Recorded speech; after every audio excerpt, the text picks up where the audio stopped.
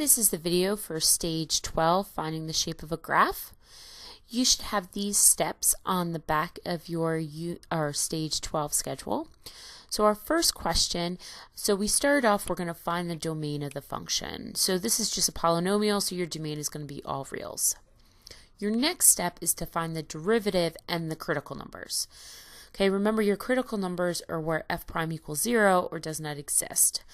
So we find the derivative, we set it equal to 0, and we find that our critical numbers are going to be at -1 and -3.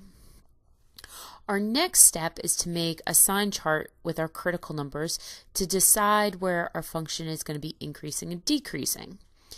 Now I have -3 and -1 as my critical points, so I look a little bit to the left, let's say at -4, and then I look between the two, -2, and then a little bit to the right of -1, let's say 0. Okay, so I'm going to do this in my calculator, so I'm going to put my original function into y1. Then I'm going to put into y2 my derivative function. So you can do all of this by hand, but I think this is probably the easiest way to do it.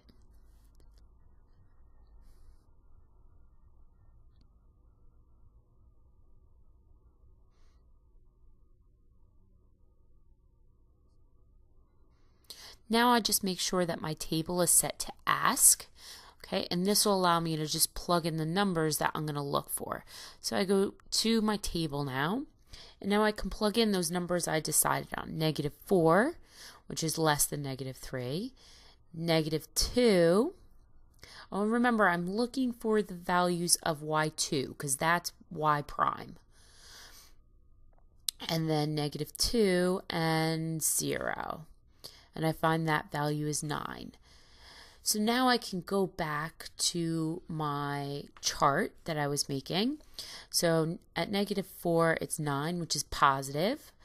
Okay, at -2 it's -3, so negative and then positive.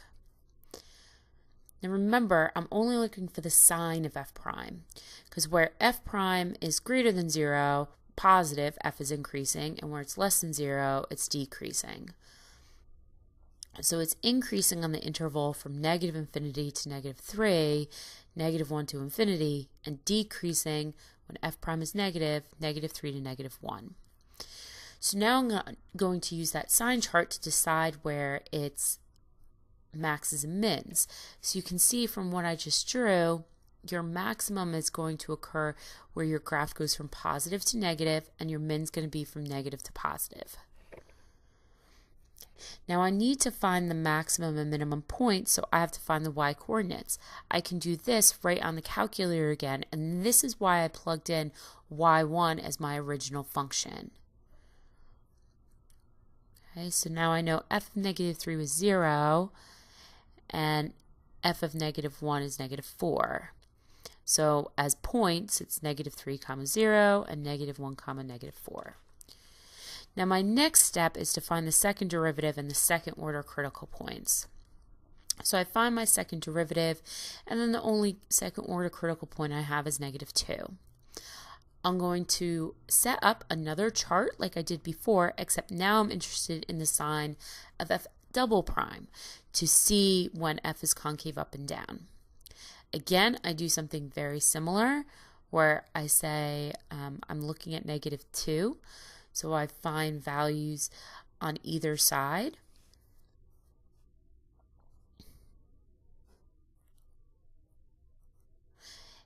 And it's concave up then where f double prime is positive, and concave down where it's negative. So here you can see I did the same thing on the calculator to find the points of those points of inflection. So I say f of -2 is -2, so my point of inflection is -2, -2. Now I can graph using all the information, because this is the purpose. So I'm using my first and second derivatives to find the graph of the function.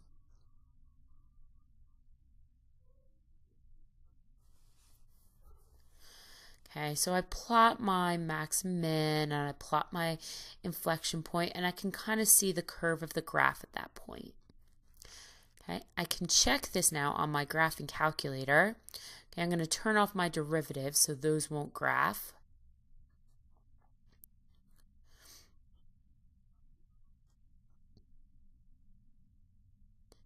Okay, and it looks very similar. Okay, so the next problem, again, my first step is going to be finding the domain. Now remember, for here, the 5 minus x has to be greater than 0. So I have 5 minus x greater than 0, which means that x has to be less than 5. So my domain is negative infinity to 5.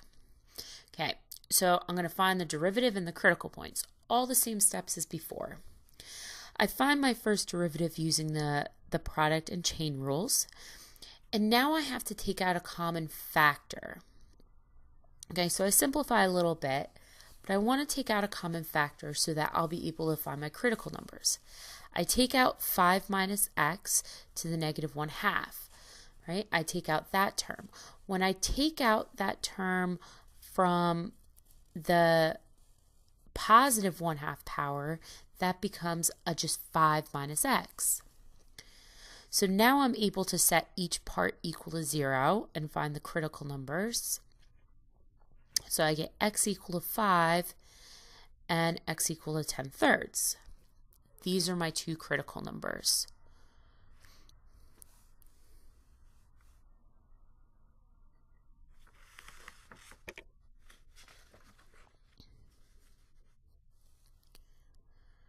Okay, so now next step is making the sign chart to decide when f is increasing and decreasing. Okay, so I have all that information I've already gotten. I make my sign chart. Now my critical numbers are 10/3 and 5. Okay, now remember, anything greater than 5 is out of the domain, so I'm just going to hatch that off and say not possible. I'm looking at the sign of f prime. So something a little bit smaller would be 0, and something in between would be 4. So again, I go back to my calculator, and into y1 I'm going to plug in my original function.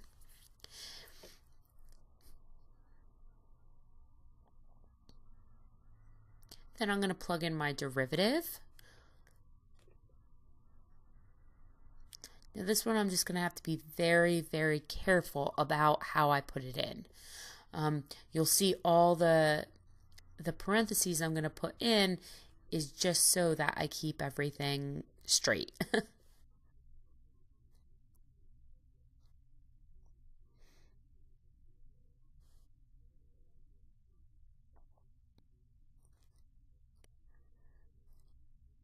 Okay, so just taking a minute, and you can decide if you feel like this is worthwhile to put it in, or just to plug in the numbers into your calculator and not actually put the whole function in, but that's up to you.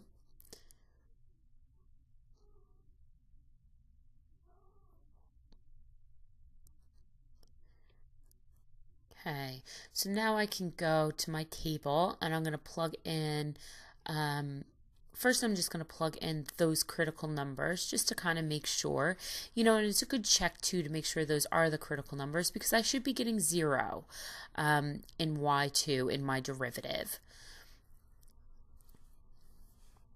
So that looks good. So now I'm going to look at the 0 and 4 that I've mentioned and kind of see what they are. So I know that f prime of 0 is positive and f prime of 4 is negative. So again, I know that that means that my function is increasing and then decreasing.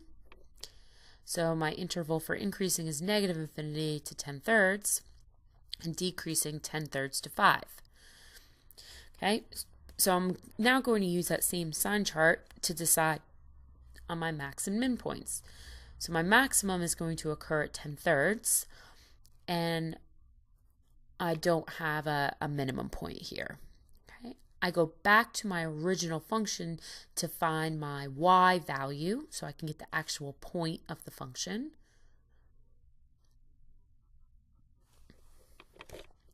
And now again, I can use all of this information to get my second derivative. Now, the first thing I'm going to do here is simplify. And then to find my second derivative, I'm going to use the power and product rules again. Now, this one's a lot of algebra, so you need to be very careful. Okay, I'm going to take out a negative 3/2 power. Okay, and watch how that comes out. I simplify the insides so that I get something easier to find the critical points. So I find my critical points as 5 and 20/3, but 20/3 is out of the domain, so I get rid of that. Now I can complete the sign chart and find where it's concave up and concave down. Again, greater than 5 is out of the domain. And let's say I look, well, anything less than 5 would be fine. So I can plug in a couple of different points, and I'm going to see they're all negative. Just have to scroll over so I can look at the second derivative. But they're all negative here, which is telling me that throughout the given domain, the function is concave down.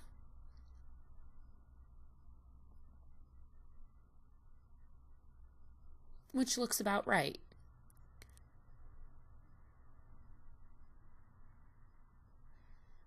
Okay, so going back though, so I know that's negative, and that's negative.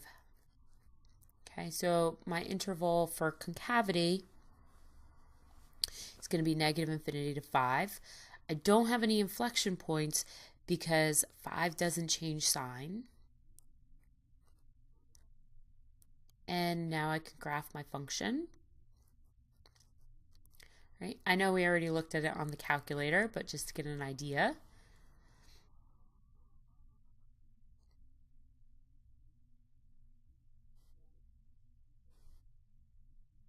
So this is all the information that I had got before.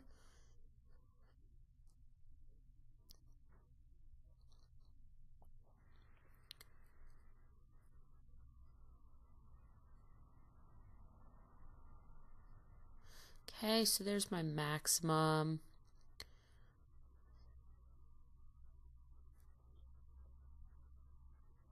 Okay, so I know that's a maximum, so I'll just put the shape kind of there. I know that it goes to 5, and at 5 the function is 0. And then I know throughout it's concave down, so it just kind of keeps going like a upside down U type shape, concave down like that. Okay, again, we can look at the calculator just to make sure, but that looks pretty accurate. Gives me the shape. All right, and I hope you found this video helpful.